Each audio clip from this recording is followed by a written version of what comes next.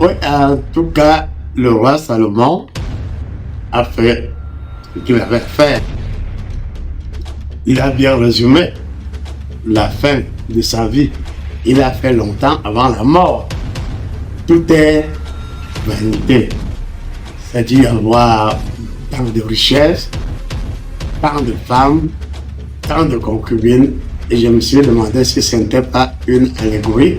Donc ça veut dire que l'avantage que j'ai et que je souhaite que les autres aient à avoir aussi, c'est que je connais des subtilités tellement de la mort que la mort me laisse à penser. Je ne pourrais agir que sur l'instruction de Dieu.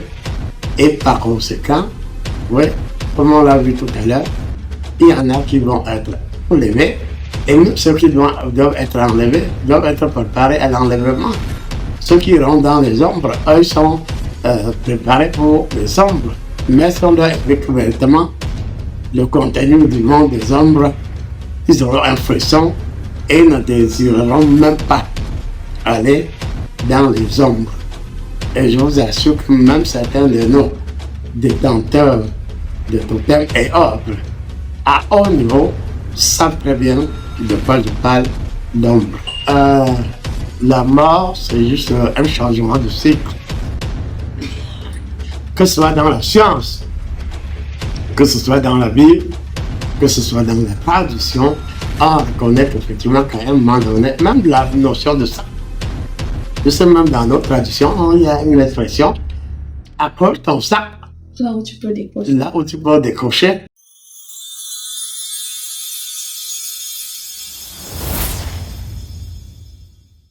Silo, centre initiatique, le livre ouvert à sa tête de l'apôtre Jean d'Or, père fondateur et guide spirituel. Bonsoir, papa. Bonsoir et bonsoir à tout le monde. D'accord, papa. Nous parlons ce soir de la mort. La mort est la cessation définitive des fonctions vitales d'un être vivant. Sur le plan biologique, cela signifie que le cerveau cesse de fonctionner, les organes s'arrêtent et l'organisme ne peut plus maintenir la vie. Sur le plan spirituel, la mort est souvent perçue comme un passage plutôt qu'une fin. Dans plusieurs traditions religieuses et philosophiques, la mort marque la séparation entre le corps et l'âme, qui peut rejoindre un autre monde, se réincarner ou atteindre un état supérieur. La mort spirituelle est désignée comme une rupture avec la source de vie divine, souvent associée à la désobéissance ou à l'éloignement de Dieu.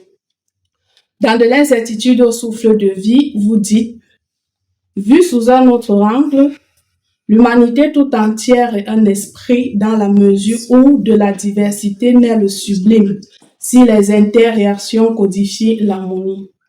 Le temps est esprit par rapport à la fidélité de l'existence en soi. L'homme n'est pas seulement une méthode et un pouvoir, mais il est une réalité par rapport aux circonstances et par rapport au destin et à l'harmonisation. L'homme est un esprit parce que sa vitalité a une existence et une consistance prédéterminée. Cependant, quand le souffle de l'existence n'est plus efficace et quand ses codes ne sont plus auréolés par l'agir du destin, on peut parler de fin de mission. Il faut néanmoins dissocier le cas du souffle volé dont la mort anti-destin de la mort dite de fin de destin.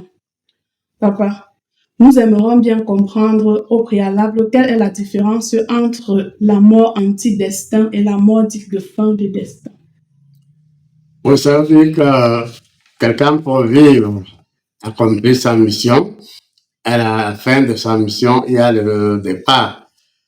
Et puis, la mort peut arriver par hasard, ou elle peut être anticipée. Au lieu que l'être accomplisse véritablement sa mission, on lui arrache son âme, ou la dynamique de son esprit, mais qui d'une matière ou de l'autre se rappelle ce qu'il devrait faire. Tu redeviendras le socle de la lumière. À la fin de l'existence, tout homme accroche dans les cordes du grand destin sa part de trophée. Tout homme a un trou dans le grand destin et y accroche le contenu de son existence. Peut-on savoir avant la mort si oui ou non nous avons bien accompli notre mission? On peut pas très bien savoir si on a bien accompli sa mission. Et même, on peut aussi sentir venir la mort. Préparé par on le ressent. Et pour certaines personnes, il y a véritablement des avertissements de plusieurs ordres. Oui, merci Père. Qui a forgé, forgera. Qui a dormi, dormira. Le miracle, c'est dans la fonction de non et non dans la préfonction. Certains idéalistes pensent qu'à la fin de nos cycles de destin, notre esprit devient donc une coquille sur laquelle se greffera un autre corps. Mais après la mort, sera-t-il possible d'obtenir la transformation et de devenir quelqu'un de bien si jamais on a été mauvais? Non, non. La transformation dans la meilleure attitude se prépare. Et même après notre mort, notre âme qui a déjà atteint la transmutation de l'énergie continue, mais continue ce qui a été commencé. Si c'est une don brutale, Dieu peut récupérer l'âme d'une manière ou de l'autre et lui réattribuer d'autres possibilités, comment on va voir par la suite. Dans de l'incertitude au souffle de vie, vous dites que le bilan d'après mort se prépare 3 ou 5 ans avant de véritablement quitter ce monde. Durant cette période de préparation, peut-on encore modifier quelque chose dans sa vie? Oui, cette période de 3 à 5 ans est là, effectivement, pour qu'on fasse le bilan. Et si possible, qu'on se rattrape. Puisque même en un jour, on peut se souvenir ou bien chercher à reprogrammer ou accepter la programmation et le début de la transformation. Par conséquent, nous pouvons dire qu'effectivement, dans notre village, surtout les vieux, les vieillards, il y en a qui sentent venir la mort et qui préparent véritablement cette fin de vie. Je me rappelle que celui chez qui nous avons acheté le terrain de l'association Grand Mifi à Soi, avant sa mort, il ne faisait que me bousculer et dit bon, fais tout pour que ton titre foncier soit. Parce que si je meurs sans que ton titre ait un aboutissement, tu risques d'avoir trop chaud avec ma famille. Je connais suffisamment les miens. Fais tout. Et j'ai tout fait pour que le titre aboutisse, le dossier aboutisse avant qu'il ne meure. Oui, papa, nous entrons dans le cadre de la Bible, par exemple. La Bible nous parle de 2 cas, celui d'Élie et d'Enoch, qui ne sont pas morts, mais qui ont été enlevés. Et plus loin dans la même Bible, on parle de la fin des temps, tout en insistant sur l'enlèvement. Cela veut-il dire que certaines personnes échapperont à la mort ou s'agit-il simplement d'un message que nous n'avons pas compris? Oui, il n'y a pas qu'Élie et Enoch. Bon, eux, ils ont été enlevés, c'est-à-dire au vu et su de tout le monde. Mais dans notre Afrique, dans notre village, il y a des gens qui sont partis. Ils ont pris pour direction la brousse. Ou quelques rares fois, l'eau. Ils sont partis et ne sont plus jamais revenus. Donc, ça veut dire que certaines personnes peuvent sentir que c'est leur fin et anticipent sur la fin, prennent la direction de la brousse. Mais par rapport à Élie et Enoch, bon, là, c'est autre chose. Ils sont enlevés et on les voit, même Jésus-Christ à l'ascension, on le voit s'élever vers les cieux.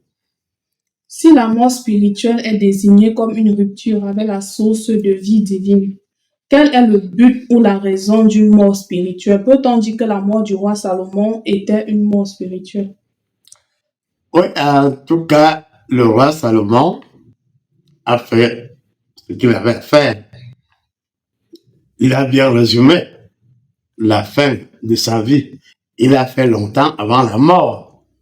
Tout est vanité. C'est-à-dire avoir tant de richesses, tant de femmes, tant de concubines, Et je me suis demandé si ce n'était pas une allégorie, parce que 300 femmes, comment dirais-je, des comme femmes et concubins, 1000.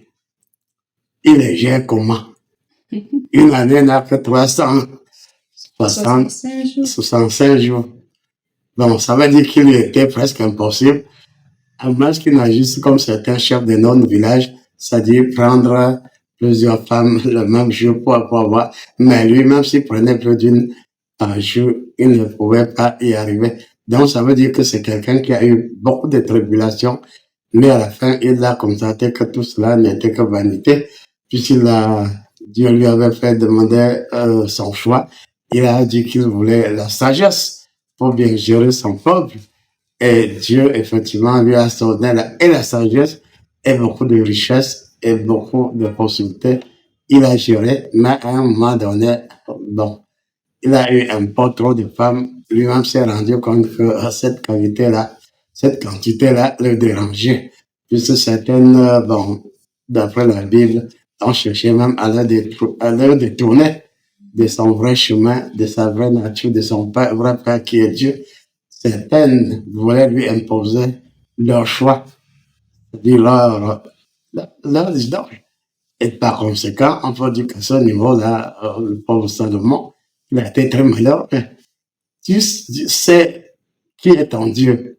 Et tu fais comprendre qui est ton Dieu. C'est Yahweh. Mais un Madon te fait comprendre que non, ton Yahweh là, il n'y a pas que lui. Et on introduit dans ton royaume des divinités. Et on veut que non seulement ces divinités soient introduites chez toi, mais que tu prennes pas des sacrifices ou des sacrilèges, si on veut parler en chrétien. Non, vraiment, là, il faut se dire, cette année-là, il se sentit plutôt malheureux. Ce n'était pas une fin comme il aurait souhaité, une fin dans la joie et dans le contact avec son Père. Nous rappelons que le thème sur la mort est tiré du livre de l'incertitude au souffle de vie, la Nouvelle Pentecôte, dans laquelle vous trouverez des thèmes comme la mort et les origines, les cycles du destin et les ruses, la mort fine, l'après-vie. Tu redeviendras le socle de la lumière. Tu me verras et je serai avec toi. Tu me verras de face et je te serai ouvert. Tels sont les thèmes que vous trouverez dans le livre de l'incertitude au souffle de vie. Père, lors de vos enseignements au siège Silo une fois, attirant l'attention sur l'importance de la transformation avant la mort, vous avez dit que certains notables savent qu'après leur mort, ils iront au royaume des ombres à cause de leurs actions malsaines et leurs ruses. C'est quoi le royaume des ombres? Le royaume des ombres, oui, effectivement, pour ceux qui ont vécu la scène de préparation, à cette nature peuvent témoigner. Lorsque mon père est mort, il y a eu des experts qui sont venus pour le chasser, c'est-à-dire chasser son ombre. Et son ombre chassée retrouve les autres ombres qui constituent un royaume, le royaume des ombres. Et ce royaume des ombres réclame à manger et à boire. Et il nous rend la vie souvent très très dure. Et c'est pour cela que tant dans les ombres, il n'y a pas un autre devenir. Eux-mêmes, ils le savent. Mais malheureusement, à cause de l'animal, ils n'avaient pas de choix. Ils n'ont pas de choix. La Bible nous parle juste de 3 endroits après la mort, soit le paradis, l'enfer ou le purgatoire, ou encore le sein d'Abraham pour d'autres. Et vous avez fait comprendre plusieurs fois que vous étiez une fois mort, mais à cause de votre grand-mère Gilomate, vous êtes revenu à la vie. Que pouvez-vous nous dire exactement de la mort? Oui, à partir de là, effectivement, si Dieu m'a permis de rédiger plus d'une fois sur la mort, c'est parce que je l'ai vécu à ma manière. En avril 1964, c'est une affaire vraie. À un moment donné, j'étais parti vers le médecin qui me suivait puisqu'il était lui-même spirituel, il a demandé comme même mon corps, non à la morgue, mais dans son bureau. Et de temps en temps, il venait, il observait la réaction de mon corps. Et pendant que j'étais là, à l'hôpital, à l'UQAM, à Banjul, j'étais en même temps dans d'autres dimensions. Je suis toujours, je ne pouvais pas savoir si c'était le ciel ou si ce n'était pas le ciel. Mais ce qui m'a surpris, Peggy, c'est que j'ai été très bien accueilli dans ce monde-là. Par des hôtesses qui m'ont très bien reçu et qui m'ont servi du très bon ndolé.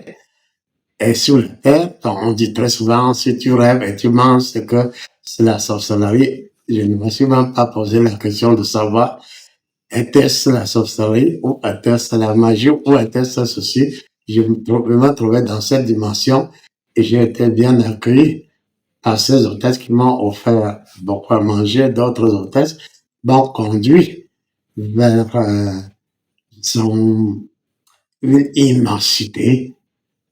Tout était gazonné, tout était verdure, tout était très beau et la nature attendait à l'infini. Et j'avais donc la possibilité de me protéger dans cet énorme jardin. Et le plus souvent, je revenais et je regardais vers l'hôpital. J'entendais même étant à distance ce qui se disait sur moi. Et puis, chaque jour, quand ma mère, ou bien je suis vraiment arrivé à l'hôpital, elle était triste, très, très triste. Et je me suis dit non, est-ce que ma grand-mère Jérôme Marthe doit continuer à être triste? Et ce qui doit surprendre beaucoup d'autres, j'étais certes au ciel, mais à un moment donné, j'étais plutôt, c'est-à-dire, on rabaissait ce royaume à telle enseigne que je pouvais continuer avoir l'impression qu'il faut sauter et atterrir dans la cour de cet hôpital. Puis je me disais, non, pourquoi sauter? Je ne dois pas sauter. Et je surveille les déplacements de ma grand-mère, voilà qu'elle rentre à la maison. Et même quand elle rentre, on continue à se discuter sur mon corps.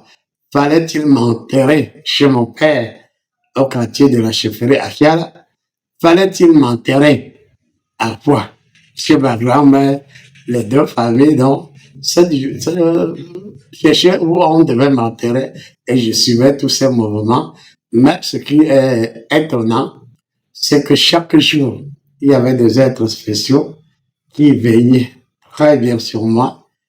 Et je peux vous dire que ce qui m'a intéressé le plus dans le ciel que j'ai vu, des autres appelleront le ciel astral ou quoi, ça les engage. On m'a pas parlé d'astral. On m'a même pas parlé de ciel. Je sais tellement que j'étais quelque chose, quelque part. Et la description que j'ai vue de cet espace, on ne pouvait être que dans le ciel. Et le ciel divin. Et le langage qu'on tenait, ce n'était pas le langage de la terre, ce n'était pas le langage du diable, c'était quelque chose de très cohérent, de très positif. Et la leçon que je tire aussi par ma longue période de contact avec les cieux, c'est que dans les cieux-là, juste après, j'ai su qu'il y a beaucoup de cieux, là-bas, je suis bien respecté. J'ai été toujours très, très bien respecté. C'est-à-dire, ça veut dire que si je me comportais comme un humanoïde, plus vous me déranger, plus je pouvais m'anticiper pour rentrer dans ma vraie patrie. Mais je me suis dit, bon, à quoi bon? Puisque mon âme n'a aucun problème, mon esprit n'a aucun problème. Je sais même déjà qu'après cette simulacre de mort, quand ce sera maintenant la préparation, puisqu'on était sur la préparation de la mort, je sais que je serai divisé en 3 parties. Il y aura ce que j'ai appris plus tard qui correspond à la puce qui anime mon âme, mon corps et mon esprit sera rendu au propriétaire, au vrai propriétaire, à Dieu. Et à ce moment-là, il restera une partie qui sera maintenant conduite sur celui qui devra prendre ma succession. Et l'autre partie, bon, la chair, entre parenthèses, cela, qu'est-ce qu'on fera de la chair? Ce n'est pas mon problème. Donc, ça veut dire que l'avantage que j'ai et que je souhaite que les autres aient à avoir aussi, c'est que je connais les subtilités tellement de la mort que la mort me laisse à penser. Jusqu'à un autre peut dire, oui, si je meurs, j'irai aux enfers, oui, des ancêtres, peut-être dans les mondes des autres, c'est leur problème. Mais moi, je sais d'office que quand je mourrai, c'est pas une affaire de monde des ombres. Et si je me rappelle mon ancêtre, le représentant de mon ancêtre originel, le jour où il est venu vers moi, j'ai voulu le regarder droit dans les yeux. Il m'a dit, non, ne me regarde pas dans les yeux. Regarde tout droit devant toi. Et j'ai regardé, deux faisceaux de lumière sont sortis de mes yeux et sont allés à l'infini. Il m'a dit, c'est là ton chemin. Continue ton chemin. Il n'a pas utilisé le terme destin. Mais il m'a dit que les deux faisceaux de lumière sortis de mes yeux renvoient à mon chemin, le chemin de ma destinée. Donc, ça veut dire qu'en clair, étant donné que c'est trop pas facile de préparer la mort, mais d'une manière ou de l'autre, tu peux aider autrui à préparer sa mort. On peut avoir un cas où l'âme est dans le corps, ou bien je sais où, n'est pas à sa place. À un moment donné, si Dieu m'a dit, bon, on récupère telle âme, je m'en occuperai. Pas parce que je veux seulement être dans le désir de transformer des âmes qui se sont égarées, parfois volontairement. Non, ce ne sera pas de l'anarchie. Je ne pourrai agir que sur l'instruction de Dieu. Et par conséquent, oui, comme on l'a vu tout à l'heure, il y en a qui vont être enlevés, et même ceux qui doivent être enlevés doivent être préparés à l'enlèvement. Ceux qui iront dans les ombres, eux, sont préparés pour les ombres. Mais si on doit expliquer correctement le contenu du monde des ombres, ils auront un frisson et ne désireront même pas aller dans les ombres. Et je vous assure que même certains de nos détenteurs de totems et autres, à haut niveau, savent très bien de quoi je parle, l'ombre. Et il y en a même qui évoluent à travers l'ombre. Bon, beaucoup, même sans être des grands initiés, on sait très bien, j'ai vu de mes yeux, un jour quand je suis allé chez ma maman, il y a un de ses frères qui connaissait la technique de l'ombre, c'est-à-dire la confusion. L'ombre, c'est la confusion, c'est-à-dire la confusion, c'est-à-dire la couverture qui vient maintenant encercler celui qui va se déplacer pour aller vers l'ombre ou ailleurs, il entre dans l'ombre qui l'enveloppe comme, c'est-à-dire c'est une ombre, une couverture qui l'enveloppe et qui l'amène en quelques secondes, soit dans son quartier, soit ailleurs. Et à partir de là, ils se sont dit que ce sont de grandes prouesses, puisque c'est leur moyen de locomotion. Mais on peut se demander à quel prix, alors que sans conviction, sans ombre, on peut toujours aller très loin. Et l'apôtre Jean Daniel de Paris a rappelé à mon fils Bobo qu'effectivement, il doit savoir que son père maîtrise suffisamment les données de l'homme et qu'il a dit, effectivement, j'ai dit qu'à un moment donné, l'homme doit comprendre que toutes les données de son être sont contenues dans son ombre.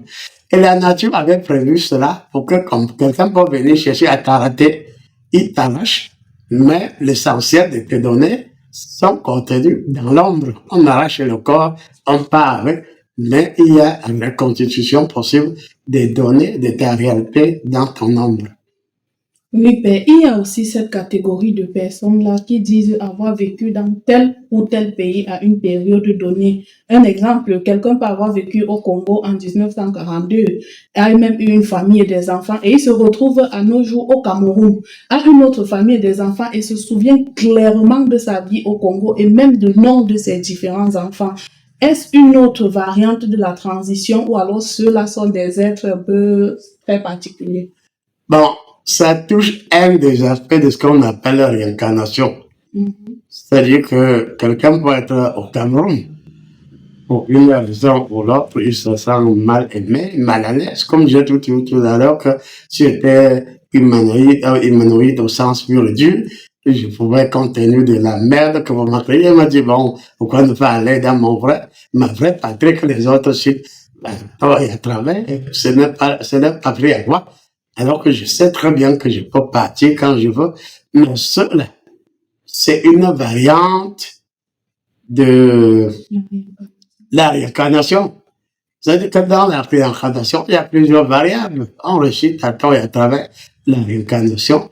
Ça veut donc dire que quelqu'un peut décider, en tant que souffle, esprit ou énergie tout simplement, de rentrer dans le corps d'une femme, de féconder le corps d'une femme, et il est conscient que c'est bien lui en entier, qui est donc à ce moment-là spermatozoïde, et qui prend l'ovule, il féconde, il est conscient, même étant dans le ventre de cette maman, que c'est bel et bien lui en entier, et l'enfant est né, c'est-à-dire c'est lui qui est né, il a conscience de son séjour dans le ventre de sa mère, de sa naissance, de son parcours, de ses autres mariages.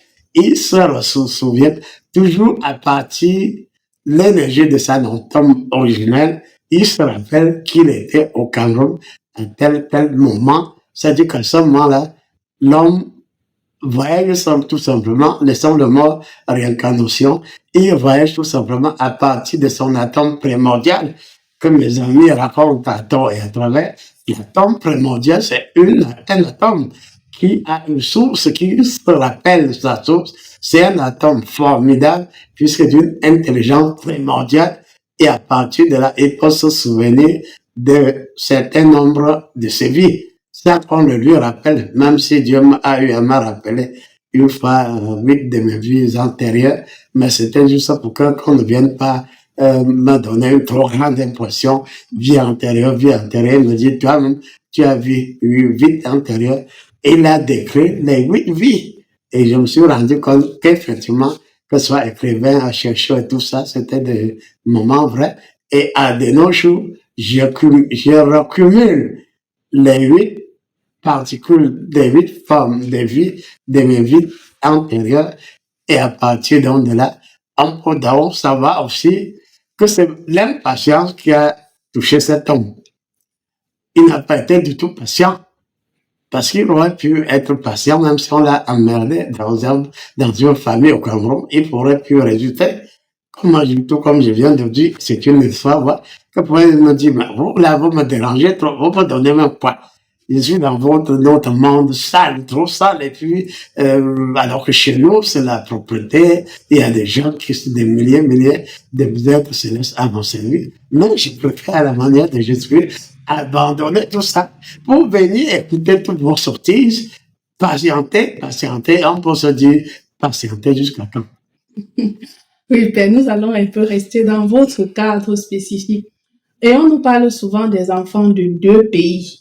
Ces enfants-là qui naissent dans une famille, j'en ai eu des cas dans ma famille où il y avait l'un qui avait pris sa sœur, il est parti dans son pays avec sa sœur, quand la sœur était rentrée avec les bracelets et les colliers, on disait que bon, dans l'autre pays, ton frère, là, c'est un roi, il vient. Mais là, on remarque que quand on les énerve dans cette famille, ils meurent, ils partent naître dans une autre et ils font parfois les va-et-vient dans les familles. Qu'est-ce qui est à l'origine de ça? Toujours l'impatience ou autre chose?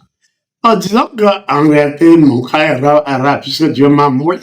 Autrement, sinon, je serais moi aussi parti avec toutes les misères qu'on dit, on dit allez à droite, vous allez à gauche, allez devant, vous allez derrière. Donc, c'est suffisant, non, entre nous, pour vous abandonner toutes vos bêtises et puis partir. Mais, Dieu m'a donné un cran de plus pour dire que oui, ici tu n'es que dans la misère, tu ne fais que la misère, tu parles, tu t'égosies, ils ne suivent rien n'arrive. Or, le jour où ils te suivront, ils vont savoir en 3 secondes, avec la tombe primordiale, tu peux leur donner l'enseignement condensé de 10 ans en 1 seconde. Or, effectivement, Dieu n'a pas permis que j'entre dans cette faiblesse et que j'aille par anticipation dans les cieux et retrouver mes demeures. Mes demeures n'ont aucun problème, même si je les réintègre 200 ans plus tard. Il n'y aura aucun problème. Mais les autres ont procédé de cette manière parce qu'en réalité, les cieux paranormaux sont par définition nerveux, hein, extrêmement nerveux. Moins de choses, ils prennent des décisions. Moi, parfois, vous pouvez m'énerver, et je me dis que oui, moi si je peux prendre des décisions, mais Dieu, toi là, non, tu attendras encore.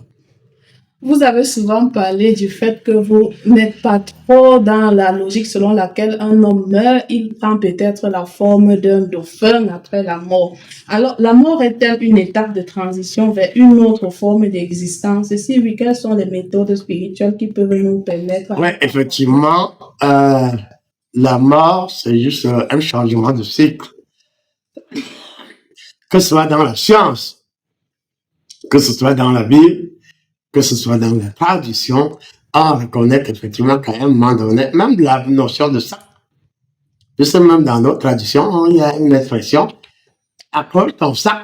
Là où tu peux décrocher. Là où tu peux décrocher, et le renvoie maintenant au contenu de notre destinée. Et par conséquent, oui, je peux moi-même apprêter le trou de mon destin, vérifier, vidanger ce trou du destin, et savoir qu'est-ce que je dois mettre dans ce trou de mon destin, ainsi de suite.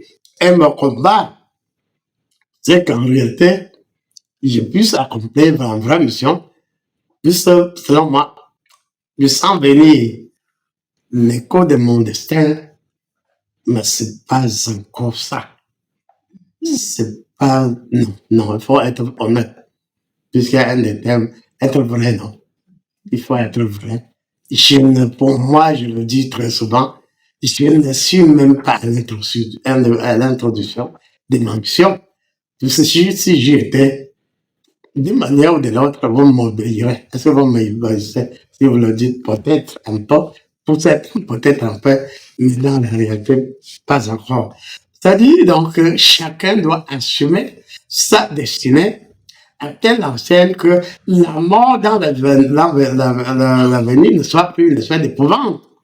Parce qu'à un moment donné, puisque le chrétien va dire, il chante tous les jours, où tu après ta mort, ou tu avec ta mort. Mais je peux dire, oui, j'irai là où est mon devoir. J'ai ma clé avec moi, même si tu ne peux pas l'apercevoir, j'ai ma clé. Et arrivé là-bas, je ne vais pas demander ma clé à quelqu'un.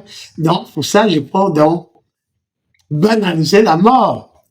Or, cette possibilité est donnée à combien de personnes? Très peu de personnes. Et on peut dire que la science n'évolue presque pas. À cause de la peur de la mort, très souvent on dit, toi, Yokam, si tu atteins ce niveau, tel seuil, dans la connaissance, on va me faire quoi? Qu'importe ce qu'on a fait, je fais ce que j'ai à faire, faites de moi ce que vous voulez. Ça n'empêche que vous. Ma mission, qui n'a même en réalité pas commencé, est en train d'être définie, et j'ai ressenti ça hier, quand j'ai reçu un jeune chercheur, un savant de son état, pendant que je l'ai reçu, Richard, et qu'on parlait de tout et de rien, avec la faculté que j'ai, j'étais à l'aise, Peggy, et j'étais en lui, et je regardais en lui, et je me dis, bon, voilà, le pauvre, il ne maîtrise rien de ses chakras, il ne maîtrise rien de son cerveau, il ne maîtrise rien de tel ou tel aspect, donc il est pourtant savant, il est malheureux celui-là. Il a reconnu qu'il est malheureux, et en une fraction de seconde, on dit, bon, c'est le chakra, on les vitalise de telle ou telle manière, oui, son cerveau, j'ai dit, tu es scientifique, non, mais vous, les scientifiques, là, vous connaissez le cervelet comme était un amas, quoi. Donc, jusque-là, parfois, on parle de cerveau autonome. Ensuite, la grenouille fait ceci, la grenouille fait ça. Est-ce là le rôle du cervelet? Non. Le rôle du cervelet, c'est la résistance mort. Tout comme l'ombre. Puisque le cervelet communique avec l'ombre. C'est la vraie matrice de l'ombre. Dans le cervelet, il y a donc les compartiments selon la nature de la personne. Et dans la nature de ce savant, il y a donc 9 compartiments. On dit, bon, en 9 compartiments, tu es encore comme les autres. On t'ajoute un nouveau comportement et tu es à 10 compartiments. Étant à 10 compartiments, tu es à 10. L'unité. Et par conséquent, toi qui cherches désespérément qui est Dieu, tu le cherches beaucoup, tu cherches assez à la porte de toi. Tu tournes rond parce que tu cherches Dieu.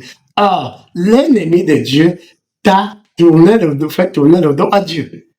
Or, que peux-tu faire si tu as le dos tourné à Dieu? Jeûne, prie autant que tu voudras. Tu ne verras jamais ce Dieu-là puisque tu as le dos tourné à lui. Alors que tu n'as l'œil du cervelet suffisamment développé, tu ne verras jamais Dieu. Et je dis, bon, comme tu aimes Dieu, on te donne la possibilité maintenant, à toi et aux autres scientifiques, de comprendre en réalité que Dieu est sans primordial, tout ce que vous voulez, mais dans ton cas et dans notre cas, c'est l'unité. C'est l'unité. Disons qu'il y a une grande attraction à un niveau exceptionnel de l'unité. Et quand nous tendons vers l'unité, pas seulement l'unité au sens politique, ça n'a rien à voir avec l'unité au sens politique. Ça veut donc dire quoi, Peggy? Ça veut dire qu'au sein de notre unité logée dans notre occiput, c'est-à-dire à notre nuque, il y a une cohésion telle que comme dans la notion d'étoile d'araignée dont parle ce savant, il y a une possibilité maintenant que tu retiennes que toute particule de ton être est connectée à la nature de l'unité à un point donné et qu'à ce moment-là, on peut dans l'avenir se dire que bon, on va aller aux élections. Les politiciens ou les candidats peuvent faire chacun sa campagne, mais va arriver dans un prochain avenir le cas où déposer vos candidatures. Mais au niveau des bulletins dans les urnes, l'attraction de l'unité touchera les électeurs pour qu'ils prennent le bulletin de l'unité. Le bulletin de l'unité, ça veut dire pas de chacun pour soi. Dans l'unité, on est tous pour chacun et chacun pour tous. Et à partir de là, on peut comprendre qu'à cette allure-là, on prépare donc ce savant à parler scientifiquement de Dieu. Je t'assure que si ça ne dépendait que de lui, on aurait continué cette conversation-là pendant des heures et des heures, pendant qu'on restructure ses organes, ses chakras, son cervelet et tout, en un temps record. Est-ce qu'il a fallu des journées ou des journées? Non. Qu'il revienne ou qu'il ne revienne pas, c'est le même. Il est codifié à vie pour faire sa destinée. Il va faire sa partition. Puisque dans les 10 régions du Cameroun, il y aura dans chaque région 10 savants. Et à un moment donné, il y aura interpénétration entre ces 100 savants. Et quel que soit le domaine, ils vont s'entendre et tous vont converger vers le souffle de l'unité et revenir avec des réponses, moins de sacrifices, beaucoup plus de réponses plausibles. Gloire à Dieu qu'il ait été au cœur de la source et en a véritablement profité. Papa, comment faire pour ne pas avoir peur de la mort? Parce que les hommes se trouvent face à une situation où généralement on lui dit soit tu fais ça ou on te tue. Généralement, ils préfèrent faire ce qu'on leur demande de ne pas faire parce qu'ils ne veulent pas mourir. Mais, oui, le vrai être préférera mourir. Je me rappelle que je vous ai dit plus d'une fois que mon père a dit « T'allez, fais bien, pas de bien ». Mon père n'a pas accepté, je n'accepterai pas. Bien qu'ils avaient suffisamment d'énergie, parfois supérieure à la sorcellerie, ils n'ont pas accepter de verser du sang. Puisque ce devait être même une aberration, ils en ont suffisamment versé sur le champ de guerre, mais pour gagner des territoires. Et ça veut donc dire que on peut vraiment préparer les gens à comprendre qu'à un moment donné, mieux vaut accepter mourir que de polluer son âme. Même dans la Bible, que vous aimez tant, c'est-à-dire, à quoi servirait que ça vous aurez si vous perdez votre âme? Si vous perdez votre âme, vous avez tout perdu. Il y en a qui le savent. Et on ne peut pas dire à quelqu'un de faire ce genre de choix qu'à partir de ce qu'on voit en la personne. Et le plus souvent, ils sont dans un cycle vicieux. Qui tue ou qui ne tue pas, ça ne change pas grand-chose puisque le jeu est déjà là. Il dit bien, peut-être que ce sont nos sociaux ne savent pas. À ce moment où on peut leur faire miroiter cette problématique de choix. Qui tue ou qui ne tue pas, ça ne change rien à leur situation. Puisqu'ils doivent alimenter mort ou vide la matrice de la sorcellerie. Donc, il faut tout simplement que la nature, Dieu et les autres prennent des dispositions de telle sorte que ceux-là qui doivent vraiment frayer le chemin cessent d'avoir peur. On peut me dire que la bonne équivalente, c'est qu'à un moment donné, la personne qui doit véritablement frayer le chemin doit avoir loin de lui la peur. Et par conséquent, aller de l'avant. Et si on va de l'avant, on va sortir de l'absurdité selon laquelle, en sacrifiant des êtres humains, on aura, oui, peut-être, je dis bien peut-être, ce sacrifice permettra, mais c'est une grosse illusion. Pourquoi commenter l'illusion? On va sortir près de l'illusion. Et on doit plutôt préparer les gens, non seulement de façon symbolique, puisqu'il y en a qui ils peuvent mal comprendre cette situation, c'est-à-dire ils préparent les autres à telle enseigne comme pour se dire, oui, à un moment donné, oui, nous acceptons le sacrifice ultime, c'est-à-dire, non, ce n'est pas de sacrifice qu'il s'agit. Ce n'est pas vous qui choisissez le sacrifice ultime. C'est la nature, c'est Dieu. C'est la réalité de votre mission qui fait ce choix. Or, très souvent, avec des ruses, si on va vous faire comprendre que vous pouvez mourir, vous devez mourir, non, à la place de Yokam, non, n'acceptez pas ça. Même si une image vient et vous dit que c'est moi, refusez cela. Refusez totalement cela. Parce que ce qui doit être accompli doit l'être par tous les moyens. Et on peut se dire que comme ma mission est enfin là, le jour où vous avez cessé de jouer au malin, il faut appeler chacha. Il dit bien, le jour où vous allez cesser de jouer au malin, puisque quelqu'un a dit, si, en tout cas, c'est pas mon type de langage. Je préfère plutôt vous inviter à ne pas jouer au malin. Et il y en a qui jouent trop au malin. Et j'ai fait un d'entre vous. J'ai dit, bon, ce que tu as fait samedi, la personne ne se souvient de rien. Pourtant, elle a commis au moins 5 bêtises, mais ne se souvient de rien. Et c'est là où Jésus-Christ parle de tombeaux blanchis. Puisqu'il y en a qui sont déjà morts, comment on parle de morts sur terre, il y en a qui marchent là, qui vont et qui viennent, mais qui sont en réalité déjà morts. Puisque celui qui vit encore, quand il commet une erreur, il doit se rappeler qu'il a commis une erreur. Si tu commets une erreur et tu es insensible, ça veut donc dire que tu deviens suffisamment dangereux. Et par conséquent, on doit vous sortir de cette énormité de la bêtise. Et par conséquent, vous apprendre un langage suffisamment viril, puisque en matière d'écrire, tu écris, tu continues à écrire, mais quand je renais dans ma mission, ça veut donc dire quoi? J'ai lu tes derniers écrits et ça veut donc dire que parmi ces derniers écrits, tu auras la possibilité de communiquer avec le premier être, de communiquer avec tel ou tel être sans rien donner que le sens du partage vrai.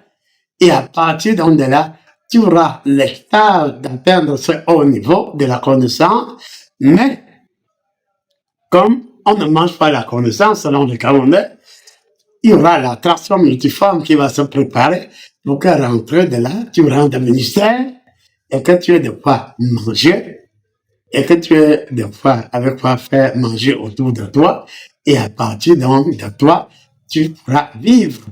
Façon pour dire, pour comme on est dans la notion de la mort, voilà une mission qui a duré jusqu'ici 60 ans, mais la partie actuelle, c'est autour de 40 ans, mais que ce soit 60, 40 ou 20 ans, qu'est-ce qu'on a réellement foutu de ça? Parce que toi, tu enseignes, tu te sacrifies, mais les autres se foutent de ta gueule.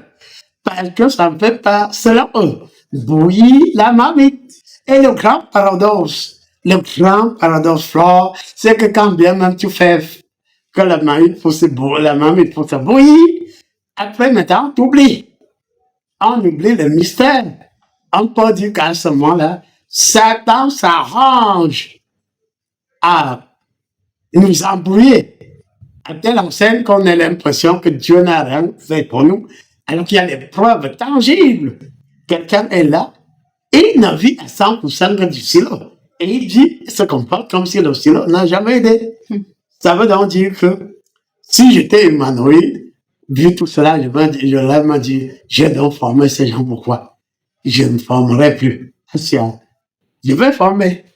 Et je vous assure, Flore, que dans la nouvelle donne, on peut former seulement 30. Je dis 30.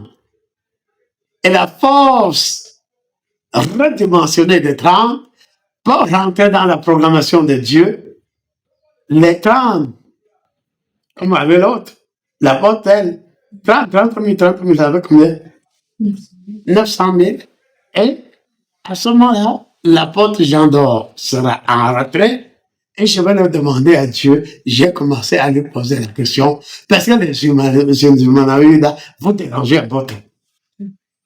Vous dérangez un peu trop. On vous donne tout, mais vous vous dites, affamons le violent, jusqu'à ce que la mort s'en suive. On peut donc dire, candidat quoi? C'est-à-dire, on est dans la candidature, quoi là? Appel à candidature. 30 meilleurs appels à candidature, les 30 s'organisant selon le programme de Dieu, puisque rien ne se fait, rien ne se crée, tout se transforme, les 30 étant, on peut se dire que oui, les 30 permettront qu'il n'y ait un problème ni de carburant, ni de nourriture, ni de ceci, ni de cela. Et à partir, au-delà des 30, c'est là que les 30 vont dire, oui, en dehors de ces 900 000, nous contribuons normalement selon nos charges. D'abord, comporter comme des gens qui portent des grosses chaînes aux pieds qui pèsent des centaines de kilos et vous ne bougez pas. Mais, en tout cas, je considère que vous étiez ignorants pour ne pas bénéficier réellement des bienfaits du souffle saint. Mais on va vous sensibiliser. Mais, je répète aujourd'hui que ma mission ne consiste pas à vous demander si vous avez lavé vos slips ou pas. C'est pas mon rôle. Allez-vous laver vos draps? C'est pas mon rôle.